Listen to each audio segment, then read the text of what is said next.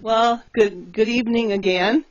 And I'm Scott Edgett. No, I'm Sharon. It is 9 o'clock, and it is time for TED Stories. So we only have 3 more hours to go. So I'm going to let Scott and JT talk about Give Men because I'm clueless. So here we go. There you go. That was definitely a dump and run, don't you think? Well, I thought she was going to handle it, and here we sit with our coffees. And right now, we just want to remind you, as we got all 4 of them out, we've got the beautiful Honey's Heavenly Tropical Vanilla Blend with a B, blend. It's mine. And we've got the Holly Java Blend. Holly Java Blend. And then we've got the, let's see if you can top that one. Go ahead. No. Top it. Lucky's top of the morning blend. It's getting late. It's okay. And then the bear that we're going to have a story about, Ted's dark roasted espresso blend. Whoa. So, right now we got 3 hours left. I got to tell you something. We're getting punchy. You know, I think we're a little bit better than last year. Judy and I are, but I know where Sharon's coming from. It gets real tough this time of night, and I'm not looking for sympathy because you guys are out there doing the same blasted thing. And I know you're smiling. I can see the smiles on your face. Can't you see their smiles? You can't? oh, I can't. I can. I definitely can. But you know what? Just want to remind you, this is what's keeping us up, right? And I think we've drank a lot more coffee than you have. You're right. I drink vitamin water. You what? I drink vitamin water. That's your problem. Yeah. Get something good for you. I have. I've had 4 cups today. Really? I have. When? I have. I don't know. Throughout the day, I've had 4 You gotta cups. have it at night. Yeah. Oh, yeah. You got to go. So, are you ready? For what? The story. Oh, story. Ted's story. And now that I've sat down, I'll probably have to get up again. So, Ted stories. Our probably most beloved bear here, our biggest bear here, and our sweet. Well, okay, he's our sweetest bear. And I know there's so many people that love Ted out there that it's unbelievable. That bear has, and stop sniffing the coffee, guys. You're making me look bad. We are punchy here. Back when Ted first came in 2007, as you all know, and as we proved last year with Dr. Chip, that Ted's pads would tend to slough off during the summertime. And one of my jobs was to rub bag balm on the pads of his paws. And bag balm? Yeah. It's a salve. It's like Musher's cream. Oh, okay. It keeps the pad moist because they would crack and it was really nasty and very hard for Ted to walk, especially when he wasn't used to, at that time, walking on the terrain that we have in the enclosure. And so he was laying back behind the pond in the trees with his feet propped up. And so very gently I walked up to him and announced him, because you always announce yourself to a bear so you don't scare them, or any bear. And I said, Ted, it's okay, Ted. And he looked up, and I had the bag bomb, and I also had grapes in my pocket so that I could feed his mouth and rub his paw with the bag bomb. So I started massaging his left paw, and I was giving him grapes, and I wasn't paying attention to the grapes. I was more concerned about, what I was doing with his left paw. And suddenly he grabbed, just jerked his pad, just jerked his paw away from me, and it scared me. And I stepped back, and he just had this just bewildered look on his face, like, "What did you just do?" And I look, and he's rolling this object around in his mouth. Now, he had been eating grapes, but I had put a black cherry in his mouth. And he just wasn't sure what that was. And it was just funny. And I said, "Ted, it's okay. It's yum, yum. It's good." And so, okay, so he starts to chew it. And it's like, oh, it's quite tasty. And so he chewed it. And I started to rub his paw again. And then he jerks his paw away from me again. And he looks at me. And I don't know why. I just knew that he wanted to spit that pit out. And so most animals would just pass him out the other end, but not Ted. So I put my hand down, and a slimy pit comes out, and I was laughing so hard, and Ted's just looking at me like, "What? What are you laughing at?" And so I put the pit in my pocket, continued to massage his paws, and then and feed him grapes. And then I walked in the office just dying because it was so funny. And my aunt, who is, of course, in bed and does not have a computer, but she just loves Ted. So for Christmas that year, she got that cherry pit. And I'm not sure if she still has it. So Rhoda, if you're up watching, let me know if she still has that cherry pit. Anyway, that's one of my Ted stories. Scott's falling asleep. Snap. Wake up. Wake up. Okay. So my next story is it's probably not going to be real funny to a lot of people, but it's funny now to me. It wasn't at the time. They already know what I'm going to talk about. So he doesn't. Just give him a break. So it was in the summertime, and I'm not sure how many years ago, quite a few years ago, probably I'd say 5. Would you say 5? About 5 years. Dan was our intern. And so I had worked 12 hours because I had worked at the WRI and came to close. And so I was working, and I went to feed Ted. So I took him his food, and I had closed the gate and locked it, but the locks were reversed, and so what I did was I locked one side, I did not lock the other side. And so I went to feed Honey then after that, and I'm talking to Honey, and all of a sudden I see something black outside the back gate, the double gates where you can see the big gates that open up into the enclosure. And I thought, what is that? And I look and I said, oh no, it's a bear. So I went running, I could run back then, and tapped on the window, told Glenn, come with me. And so Glenn comes to the door, he opens it up, and he goes, whoa, I'm not coming out there, crap.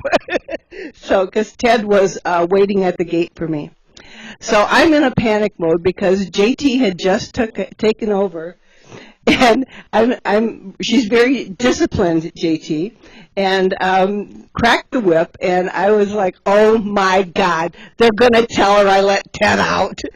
So I'm freaking out. So then what do? I go into the food shed. Okay, I've got a 650-pound bear just outside the food shed, and I'm going, oh no, my second mistake.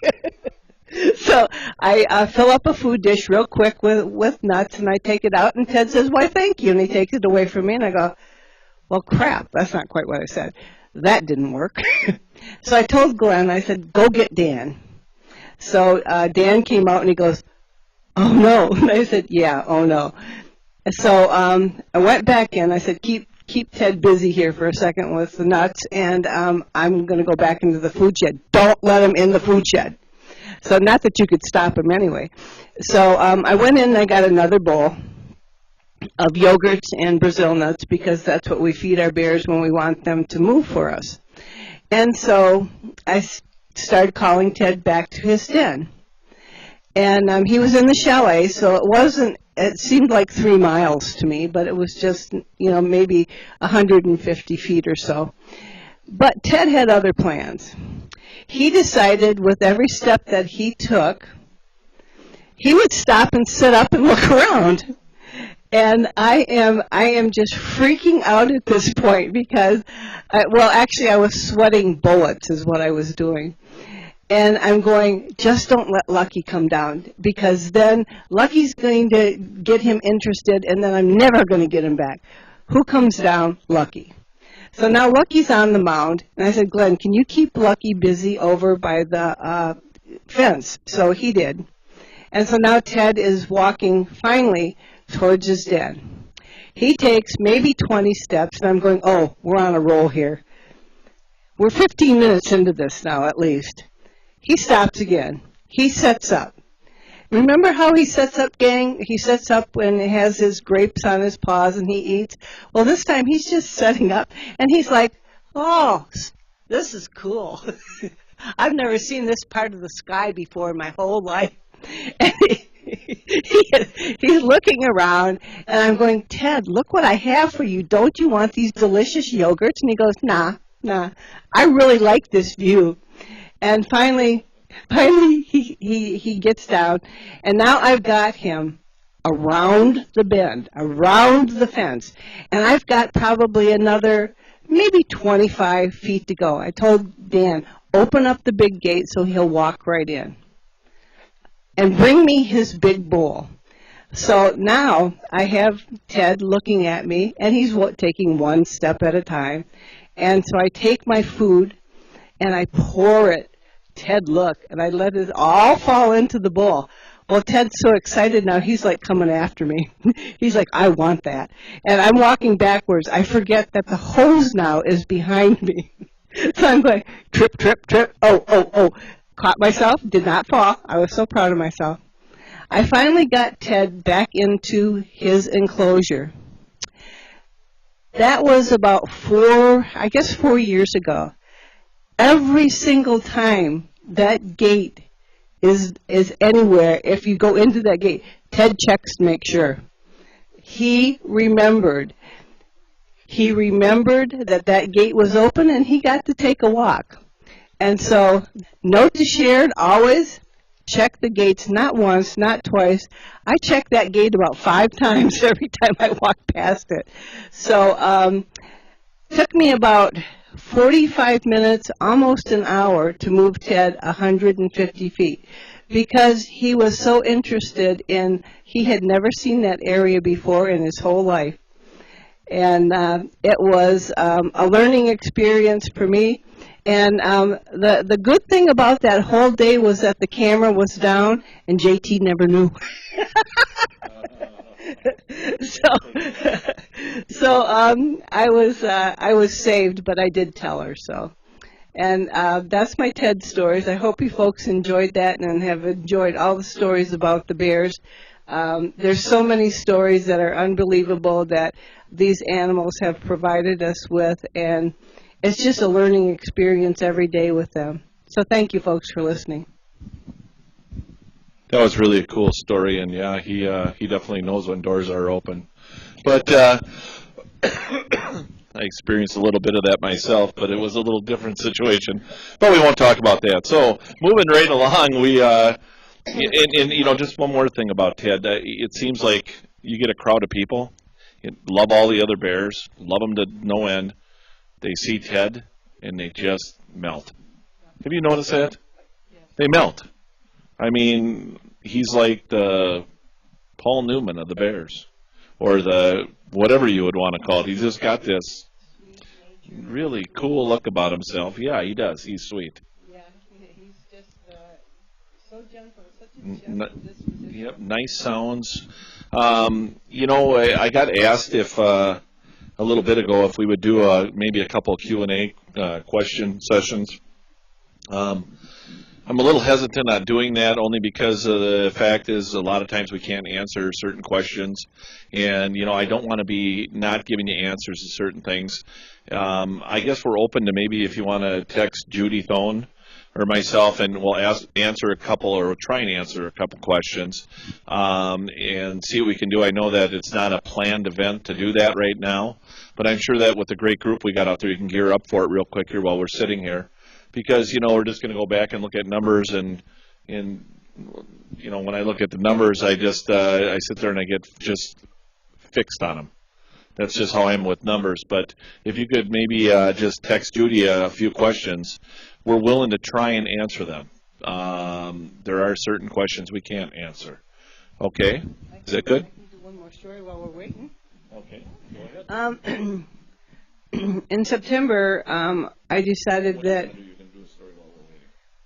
I'm going to do a story while we're waiting for questions. If you have any questions and would like to, moderators, if you'd like to text JT with your question, or Scott, we'll try to answer them. And again, as Scott said, we might not be able to answer them, but we'll try. So this story is about Holly, and this was just this past September. Some of you know it. I decided that I wanted to see if Holly was using her old dug den. And so I told JT, I said, I'm going to put a trail cam in. So we carefully went in, and we put the trail cam in, and we secured it, what we thought was efficiently and tightly against a tree. And I went back up during the enrichment at 11 o'clock, and the camera was gone. And so we called Holly after the enrichment, and she was very reluctant to come. And we had 2 interns and a bear educator, and they said, if we didn't know that was a bear, we would think that was the guiltiest child that I have ever seen. She was hiding behind a bush. Then she got up on the log with her little head down. And she was not going to be disciplined at all. I just needed to put her into the cabin den, so I could go retrieve the camera. And so after a few minutes, she realized that she wasn't going to get anything but a treat. And she did get some treats, and she went into the cabin den. And we went in, and I got the camera, and after we retrieved the SD card out of it, she had taken the little plastic part off, so it was kind of blurry because she chewed it, of course. She had taken a few selfies of herself. So Holly she's such a delight because she's still a cub at heart. She's only 2, and we lovingly call her Dumpling. Because she's a little chunky, but she's just a sweetheart. So I think we have a question. Well, we got a couple questions, and the first one is, how did I fall for honey? That's kind of an interesting question. It's kind of one that's going to kind of go a couple different directions. The first one was I was asking about the bears to find out personalities. For those of you who don't know, I do run sled dogs, and I've got 15 dogs, and I know each one of their personalities.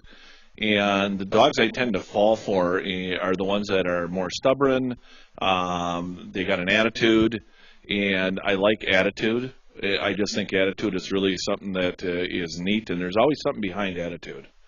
And I was told that, Holly's got this type of personality, Lucky's got this type, Ted's just a great bear, he's butterball. Now, Honey, on the other hand, she's a little bit of a toughie to get to know, and you're going to really have to work on it to get to know her. I already liked her coat. I already liked the way she looked.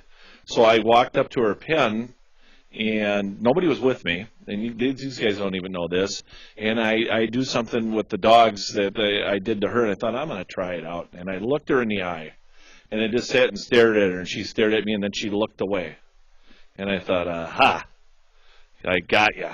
And she was letting me know that, you know what, you can look at me, and then, but I'm not going to pay attention to you.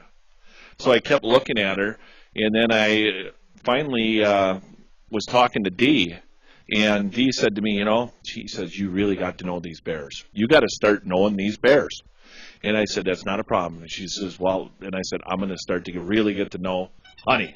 And she's like, oh, I don't know if I'd recommend Honey. I said, oh, yeah, I'm going to get to know Honey. And from that point on, I spent a fair amount of time with Honey. These guys sometimes wouldn't know it, but I'd disappear up there and just spend time with her. She's got a personality that is a whole lot softer than anybody would ever imagine. If you've ever heard anything about her, she has got a soft heart, soft eyes. Her eyes are very, very soft. And she's just got that beauty about her that I think the other bears are just, Lucky to me is just a stud bear. He's just a man bear. And, you look at Holly and she's just a butterball. She just looks to me right now kind of like an armadillo a little bit when she comes out, because she's got this big body of fur and this little head, and it's not her body that's big, it's just her fur. But Honey is just a unique and cool bear, and yeah, truly, I've gotten attached to her, and I just kept working with her, just like Dee said. I really did listen to Dee and these guys that, you got to know the bears. I'm really worried about you not knowing the bears before they left, so I could help out. And, I've even got a picture of her on my desk with some lips and stuff like that on it, but she really is a cool bear. She's on my refrigerator at home. So, anyway, is there another question here? I hope that answered your question. Somehow I knew this question was going to come up, and that's why I was trying to avoid these. One of these questions that's going to be, I can answer it. It's, will we get sound in Lucky and Holly's den? Right now, the system itself is not wired for sound. A few years back, we had individual sound systems with wiring going with separate a separate microphone that went into it. We're not equipped for that anymore, and it would require an enormous amount of, I'm exaggerating, it'd require a lot of wiring, and right now I am extremely reluctant to touch any wire out there for fear that I'm going to take away your guys' view right now. As you guys know, or maybe you don't know, I actually crawled into that bunker myself, and I thought it was a lot bigger inside. It's not. It's little in there. And looking at what Holly is capable of doing, while I was in there putting the camera in position, she kept grabbing me with her paw. First, she had her nose buried out of it about 3.5 to 4 inches, pushing the camera. Then she kept reaching through it with her paw. Her paw is still small enough to where she can curl it and get it through that good-sized hole. So to put a speaker or to put a microphone in there, like the kind that we have now, would most likely get pulled and yanked in there, even if I could do it. It is something that we could look at in the future. I'd love to do it. I want you guys to have a great experience out there. I really, truly do. We're going to be working on getting the new cams up here shortly, and shortly is with a breath, so that you have a better night vision view. We do have 3 new, not PTZs, but bullet cams that are HD, and they'll give you a much, much better view. So, yes, I'd like to do it. I have discussed it with a particular person, and I've been told that, right at this point in time, to run wire at this time of year all the way out to that area, to run that microphone would be rather difficult. Another question. What's become of the bear paintings? What's become of the bear paintings? Okay. I can show them to you. They are going to be available possibly for February, for the February fundraiser. But if you would like to see them, I can, go to my office and get them if you'd like to see them. Yeah. Sharon's going to run to the office real quick and get those while we're talking. And we got another question? Okay. Can they get a yardstick on the pat tree to measure snow this winter? Yes, we can do that. We can put a yardstick on the path tree to measure the snow. That's a good idea. And actually, if Honey stays in the den that she's in right now, she's been given a choice on what she wants to stay in. We may be able to put one out even a little bit further that you can actually see also. But yes, we will do that. That is not a problem. That's a great idea, actually. And I think it's came up before, but I forgot about it. Yeah. It has. Yes, I really believe it had, and I totally forgot. So, next. Well, we're waiting on the Sharons. Otherwise, that's it. We're current at the moment. Okay, in answering some of the questions, there's a lot of things we want to do, and we really want to do for you guys. But I know you're getting sick of hearing this, but a lot of it has to do with bandwidth. And you've heard this time and time again. Bandwidth is killing us. We're doing better than we were before, but the controllers out there and the moderators are having a tougher time at times controlling this stuff. And the better equipment you get, sometimes the harder it is to control it. I think we've had a little bit of good luck with the big PTZ we got now. But as we get into fiber optics, we should be able to take care of that stuff. I mean, fiber optics, we're going to just have it made. I've been told by people other than Volts that the fiber optics, you just don't run out of bandwidth at all. You don't run out of it. I don't want to say it's endless, but it sounds like it is. It don't sound like they're promising us the moon and only giving us maybe dust that's floating out in the atmosphere. They really do say we'll get the moon on this, which is cool. So you got those paintings? I do. Cool. Do you want to talk about them? Sure. A lot of the zoos have gone to raise money, of course. We'll have the elephants paint pictures. Some zoos have had their bears do it. And we were at a conference a couple years ago, JT and I, and a spectacled bear had done a painting, and I was just so in awe of it that I bought it. I bid on it and bought it.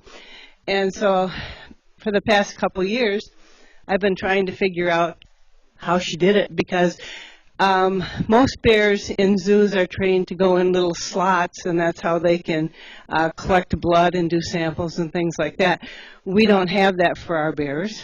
And so I was just tried it a couple times with Ted. Just moved it, and he didn't bother stepping on where I wanted him to step. So I got this harebrained idea that one of our bear educators had brought down some chips, some cedar chips, and I thought, what if I put the paint on a canvas, cover it with a piece of plastic without pressing down, and then lightly put the cedar chips on top of the painting so that when the bear came in and would step on it. Well, the first time I tried it with Ted, he stepped over the painting, and so that didn't work. So I watched where he was placing his feet, and so the second time, it took a couple days later. The second time he did do one footstep painting. The next painting I got from Ted was he sat on it. And that's also how I got Honey's. So I will show you those first. I can't hold the microphone and do that. So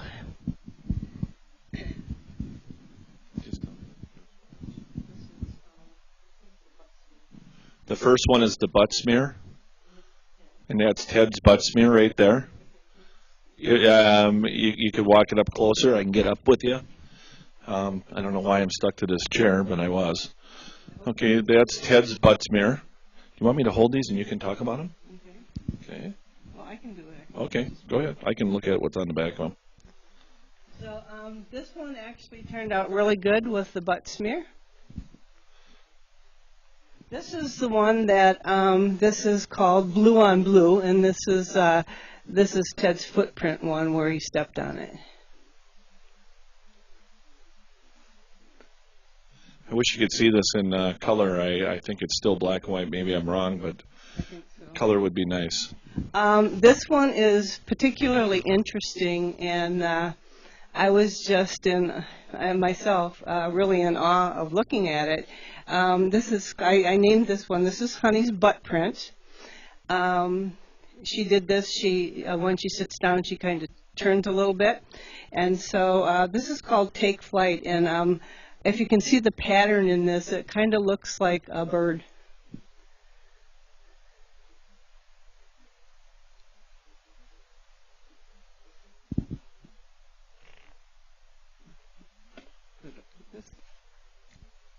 Either way you look at it. It's kind of red, purple, and black. So the red's here, here's the head, the purple, and then the black down on the bottom. Now, since we know that Holly's such a little scamp, it was a little harder to do hers. Hers is actually A what? a scamp, Okay. a stinker. Okay, got it. Okay. She did step on it, okay, but then she picked it up and chewed a hole in it, which is so appropriate for Holly because she has to take the middle out of the bowls, and so this is Holly's.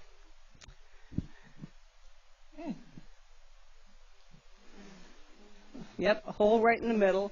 It's black, red, and yellow. Lucky's is also a paw print, and I love all of them, but I think Lucky's is probably the nicest. It's a swipe. And I want you to also know that both Lucky and Holly removed the film from the canvases and took them in and decorated their dens. So this is Lucky's. You can see pretty much the paw print, the swipe. What do you think? I guess I'm lacking something. Blue. It's blue, red, and yellow. Yeah. All right. Okay, got it. Okay. That's good. That colors in that are really pretty too. Yep. They got a lot of really nice colors. Yeah, I tried to get better with the colors, and as we did them, so that's how. And we're hoping for the February. We are, by the way, though, doing notepads, or not notepads, note cards with each of the bears painting on them. So those will be available very soon. The prints are actually going up for auction in February. Okay. The question is, what kind of paint was used for this? The paint is a washable. It's a washable paint, but dries hard. I didn't want the bears to have anything that would hurt them, and the only two that really took the film off was, of course, Holly, who does everything, and she did decorate. The cabin den is purple inside, so she did decorate inside, and Lucky decorated the bunker with his. Just want to give you an update right now real quick on where we're sitting. We're sitting at $29,465. We've came up real good. So we're getting close to that $30,000 mark. If you can keep it up, we've got what time do we have here? I think I could see this. We got 2.5 hours to go. The last 2.5 hours was always our strongest part. And I don't know if anybody out there has anything that they want to call in a match or they want to do something like that so we can generate some interest. That'd be good. We're going to take just a few minute break, and we'll be back here at 10 o'clock, which is about less than 27 minutes, I would guess. And if there's any other questions, feel free to text them to Judy and I. And at the 10 o'clock, we'll go over where we're at for numbers, and then we'll just answer questions, one of us three, okay? But we just want to try and keep moving forward. 2.5 hours is all we got. Thank you.